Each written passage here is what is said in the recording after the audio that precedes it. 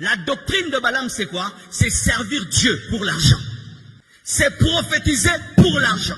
C'est prêcher pour l'argent. C'est entrer dans le ministère pour l'argent. C'est avoir le ventre comme ton Dieu. Ça, c'est la voie de Balaam et la doctrine de Balaam. La doctrine de Balaam, c'est quoi? C'est enseigner aux chrétiens l'impudicité. Oui, on peut t'enseigner l'impudicité à l'église. Comment?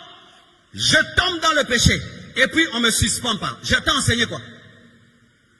Je t'ai enseigné quoi? Quand un pasteur, tout le monde sait qu'il est tombé dans l'impudicité, dans l'adultère, il continue à prêcher. Ça enseigne quoi? Ça enseigne à l'église l'impudicité. Parce que si moi je tombe dans l'impudicité, on ne me suspend pas. Maintenant toi, tu auras peur de l'impudicité? Si quand on parle de l'impudicité, on en parle comme un péché normal. Non, l'impudicité n'est pas un péché normal. La Bible dit que celui qui pêche, pêche en dehors de son corps. Mais l'impudicité, c'est un péché dans ton corps. C'est un double péché. Qu'est-ce qui a causé la mort de plusieurs juifs dans le désert? C'est l'impudicité. C'est l'impudicité. Quel est parmi les plus grands péchés dans lesquels les gens tombent tout le temps? C'est l'impudicité. Et on ne peut pas être là, on en parle comme si ce n'est pas un grave péché. C'est un grave péché qui détruit la vie.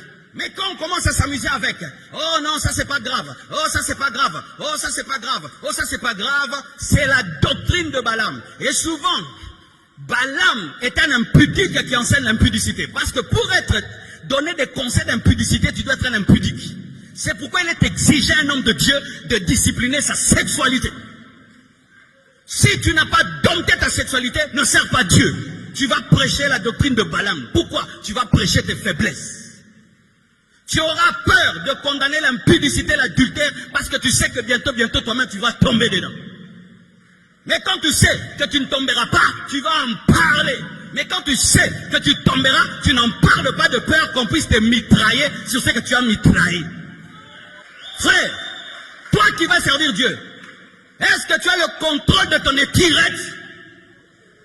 Oui. Tu as le contrôle de ton étirette, toi. Tu veux servir Dieu. Déjà, tu es dans la masturbation. Déjà, tu es dans la masturbation, tu veux servir Dieu. Maintenant, l'impudicité et l'adultère, ça va t'avoir. Ne pensez jamais que prêcher des livres de l'impudicité, tu dois être un bon chrétien, libéré de ça, assis sur la chaise, avant de monter ici. Mais si tu montes ici, avec le péché, ça peut s'amplifier. Parce que tu peux venir, tu as péché. Tu prêches, il y a l'onction, il y a la puissance de Dieu. Et puis tu dis, malgré que je fais, hein, Dieu est là. Oui, Dieu était là, malgré les péchés de Samson. Dieu n'est pas là, toujours parce que tu le crains. Dieu est des fois là, à cause de la foi des gens. Les gens croient tellement, tu fais une prière, tu es déconnecté, mais Dieu te connecte pendant un temps en lui, parce que son peuple doit boire de l'eau.